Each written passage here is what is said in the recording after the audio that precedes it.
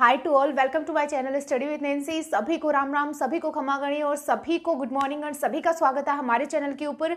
आज जो है वो आप सभी को पता है कि हमारे राजस्थान में जो वैकेंसियों का बहुत ज़्यादा दौर चल रहा है, यानी कि वैकेंसी आती जा रही है। बहुत ज़्यादा वैकेंसी आ चुकी है, नायब तहसीलदार की आ चुकी है, एलडीसी की आ चुकी है, पटवारी भर्ती की आ चुकी है। यानी कि इतनी ज़्यादा वैकेंसियों को देख के जो है वो आपके मन में जो है वो लड्डू जरूर फूट रहे होंगे। इसलिए जो है वो मैं आज आपके लिए ये लेके आई हूँ, यानी कि नायब तहसीलदार जो है उसके बारे में डिटेल जो वीडियो जो है वो लेके आई हूँ कि इसमें जो है वो सिलेबस में क्या क्या हो सकता है और इसके जो है वो फॉर्म का इसमें जो है वो कितने पद आए हैं, क्योंकि अभी जो वो कंफर्म नहीं है, क्योंकि एक न्यूज़पेपर की जो कटिंग जो है वो वायरल हो रही है, उसी के अकॉर्डिंग जो है वो सभी गेस कर करके जो है वो अनुमान लगाते हुए जो है वो इसके बारे में जो वो बता रहे हैं। उसी प्रकार से जो है वो हम आपके दिमाग में जो वो बहुत ज़्यादा कन्फ्यूजन था कि मैम जो है वो हम कुछ बच्चे जो है वो आरएस की प्रिपरेशन कर रहे हैं, तो उनके लिए ये जो है वो बेस्ट अपॉर्चुनिटी है, यानी कि बहुत ज़्यादा ये बेनिफिट रहने वाली है नायब तहसीलदार की जो आरएस की तैयारी कर रहे हैं। क्योंकि नायब तहसीलदार और आरएस इन दोनों का सिलेबस जो है वो सिलेबस क्या, नायब तहसीलदार आरएस में ही शामिल किया जाता था, यानी कि पहले इसमें जो है वो आरएस में जो है वो आरटीएस आता था, यानी कि नायब तहसीलदार जो था वो आरएस में इसके जो वैकेंसीज या इसके जो पोस्ट जो थे वो निकल जाया करते थे, आरएस में आते थे। उसी प्रकार जो है वो आज नायब तहसीलदार जो है उसकी एक कटिंग वायरल हो रही है, उसमें बताया जा रहा है कि 225 नायब तहसीलदार के जो है वो पद आएंगे। और ये जो है वो राजस्व मंडल ने राजस्व विभाग को जो है वो अभ्यर्थना भेजी है, या राजस्व विभाग को ये सूचना जो है वो भेजी थी। ये जो वैकेंसीज का जो ये नायब तहसीलदार के बारे में जो डिस्कस जो था वो 9 महीने से चल रहा था, लेकिन इससे जो वो कोई फाइनल डिसीजन नहीं आ पाया था। तो अभी जो है वो राजस्व मंडल ने राजस्व विभाग को जो है वो 225 नायब तहसीलदार के लिए जो है वो भेजा था। तो अब जो मोस्टली जो है वो हमारे राजस्थान में जो वो 1200 के आसपास जो है वो नायब तहसीलदार होते हैं, उसमें से 50% तो गिरदावर से प्रमोट हो जाते हैं और 50% सीधी भर्ती से होते हैं। सीधी भर्ती मतलब कि आरएस में जो है वो जो नायब तहसीलदार जो है वो आरटीएस जो है उसके कुछ पद जो है वो रख दिए जाते हैं और इससे ही आती है। अब अगर हम बात करें तो नायब तहसीलदार जो होता है वो 5 साल के बाद में जो है वो तहसीलदार कहलाता है,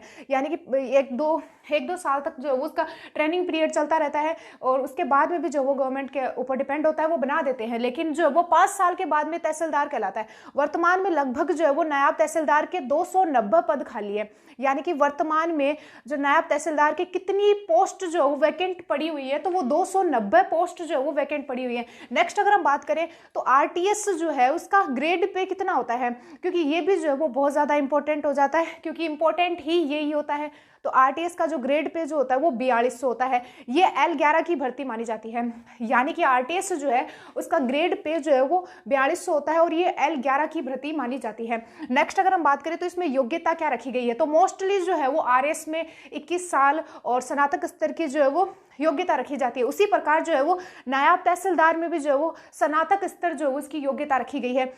जो आरएस की तैयारी कर रहे हैं उनके लिए ये जो है वो बहुत ज़्यादा सही है।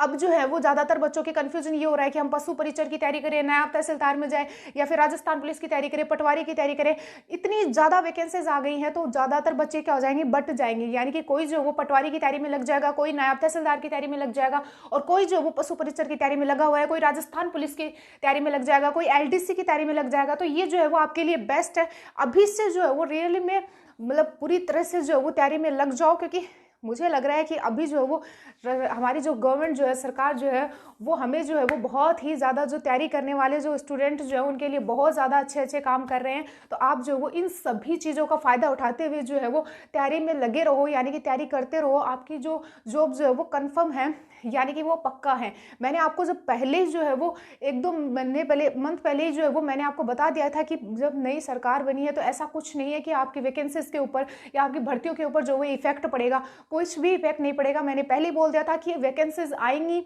और फिर जो है वो आपका सिलेक्शन भी होगा, आप बस जो है वो तैयारी में लगे रहो, और वैसा ही हुआ है। यानी कि वैकेंसीज आई भी है और इतनी ज़्यादा आई है कि आपको पता भी नहीं चल रहा, आपको ऐसा हो रहा है कि हम इसकी तैयारी करें या इसकी तैयारी करें, किसकी तैयारी करें। तो आपको बता देंगे कि आप कंबाइंड रूप से जो है वो किस तरीके से जो है वो सारे सिलेबस को जो है वो साथ में लेके चल सकते हो। नेक्स्ट अगर हम बात करें, योग्यता की बात हो गई कि स्नातक स्तर जो है वो नायब तहसीलदार के लिए योग्यता के रूप में डिफाइन की गई है। नेक्स्ट आता है कि ये आरटीएस जो है उसका ग्रेड पे कितना होता है, और ये L11 की भर्ती आती है और राजस्व मंडल के द्वारा राजस्व विभाग को जो है वो भेजे गई है 225 नायब तहसीलदार के लिए, ठीक है।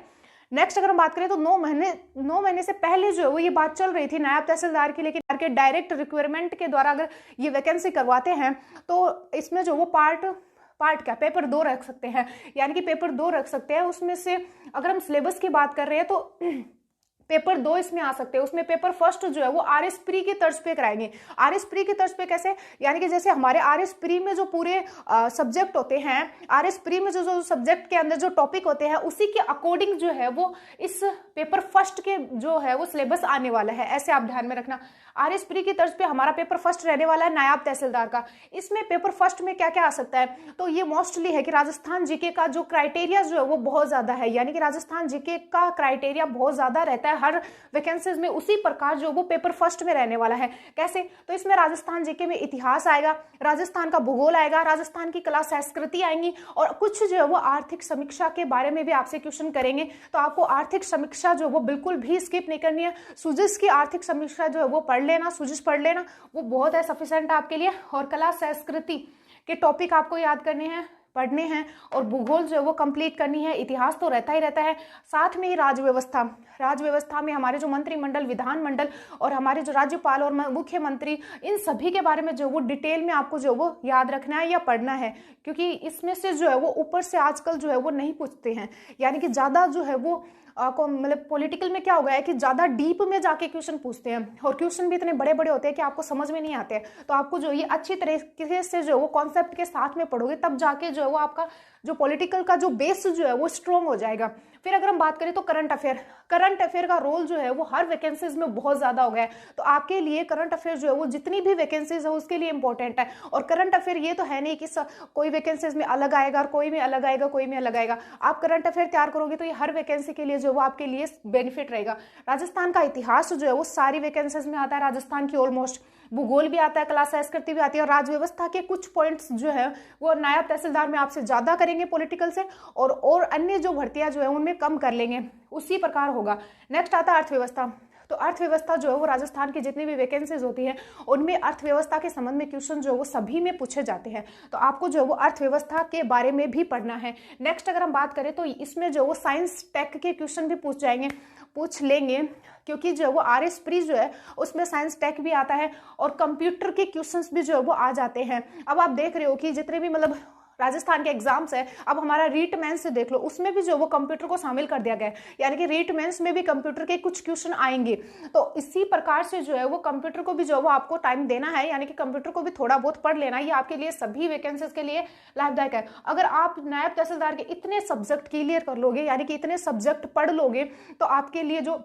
और वैकेंसीज है उसके लिए तो नॉर्मल बात है, यानी कि इसमें आप डीप में जाकर इनमें पढ़ोगे तो जो नीचे की वैकेंसीज है उसमें तो आप अच्छे प्रकार से जो वो पेपर कर पाओगे। ठीक है, तो ये जो है वो हमारा पेपर फर्स्ट हुआ। अब पेपर फर्स्ट के बारे में, तो ये पेपर फर्स्ट जो है वो राजस्थान की जितनी भी वैकेंसीज है उसमें जो है वो आता है, यानी कि इसके जो सारे सब्जेक्ट जो है वो राजस्थान के ऑल जितने भी जो वैकेंसीज होती है उनमें ये आता है। फिर ठीक है, फिर अगर हम बात करें तो पेपर सेकेंड, यानी कि नायब तहसीलदार में जो है वो हम बात कर ही रहे थे कि 2 पेपर हो सकते हैं डायरेक्ट रिक्वायरमेंट के द्वारा अगर करवाए तो। पेपर फर्स्ट जो आता है वो आरएस प्री के बेसिस पे आएगा, क्योंकि आरएस प्री में जितने भी सब्जेक्ट हैं, जितने भी टॉपिक हैं, वो सारे जो वो नायब तहसीलदार के पेपर फर्स्ट में रखे गए हैं। और अगर हम बात करें तो पेपर सेकंड में क्या क्या आएगा, तो आपने जो वो ईओआरओ की तैयारी की है, यानी कि जिन ने ईओआरओ की तैयारी की है उनको सभी को पता है कि भू राजस्व एक्ट 1956 और एक जो है वो काश्तकारी अधिनियम 1955, ये जो है वो दोनों आपको बिल्कुल तरीके से, यानी कि बहुत ज्यादा जो है वो कंठस्थ हो जाने चाहिए या पूरी तरह से आपको याद करने हैं, क्योंकि पेपर सेकंड में जो मोस्ट इंपॉर्टेंट रोल प्ले करेंगे वो भू राजस्व एक्ट 1956 और काश्तकारी एक्ट 1955 करेंगे। इसमें क्या होगा कि अब नायब तहसीलदार बनने जा रहे हो तो राजस्व, भू राजस्व का जो अधिनियम है उसके कुछ नियम होते हैं, उसके कुछ सेवा नियम होते हैं, उनके कुछ जो वो रूल्स होते हैं, उसके बारे में जो वो पेपर सेकंड में आपसे क्वेश्चन करेंगे। तो आपको क्या करना है कि भू राजस्व एक्ट 1956 और काश्तकारी एक्ट 1955 इन दोनों को जो है वो अच्छी तरीके से जो वो प्रिपेयर करना है, अच्छी तरीके से जो है वो इन दोनों की तैयारी करनी है,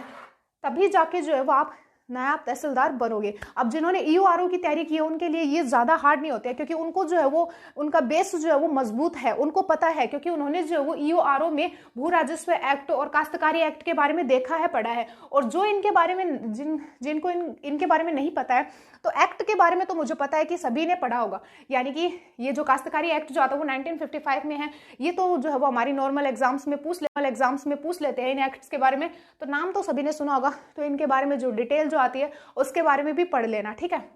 ये जो हो गया हमारा पूरा नायब तहसीलदार के बारे में पूरी इंफॉर्मेशन हो गई। अगर आपका और कोई क्वेश्चन बच जाता है या फिर आपका और कोई कंफ्यूजन होता है तो आप कमेंट बॉक्स में कमेंट कर देना, मैं रिप्लाई देने का जरूर कोशिश करूंगी। एंड नेक्स्ट आता है कि आप जो है वो हमारा टेलीग्राम चैनल जो है वो जरूर ज्वाइन कर लेना, क्योंकि किसी भी प्रकार के अभी जो वो बहुत ज्यादा वैकेंसीज आ रही है, तो उनका जो नोटिफिकेशन होता है वो आपको मेरे टेलीग्राम चैनल पे मिल जाएगा। उनका डिटेल सिलेबस जो होता है वो मेरे टेलीग्राम चैनल पे मिल जाएगा, और आप टेलीग्राम चैनल पे जो वो मुझे सीधे कॉन्टैक्ट कर सकते हो, यानी कि मुझे मैसेज कर देना, मैं आपका जो वो रिप्लाई कर दूंगी। अब इससे कोई कंफ्यूजन आपका रह जाता है तो आप जो है वो कमेंट बॉक्स में टाइप कर देना, मैं आपका जो वो रिप्लाई जरूर देने की कोशिश करूंगी। एंड सभी जो है वो आपको मैं यही बात कहना चाहूंगी कि सभी जो वो बुरी तरीके से तैयारी में लग जाओ, सारे जो है वो सब्जेक्ट को साथ लेते हुए, 2-2, 3-3 सब्जेक्ट को साथ में लेते हुए जो है वो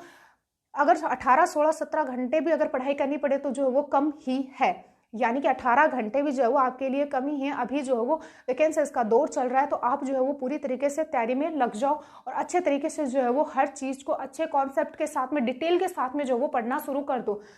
अगर वीडियो अच्छा लगा हो तो लाइक, शेयर और सब्सक्राइब जरूर करें। Thank you and bye.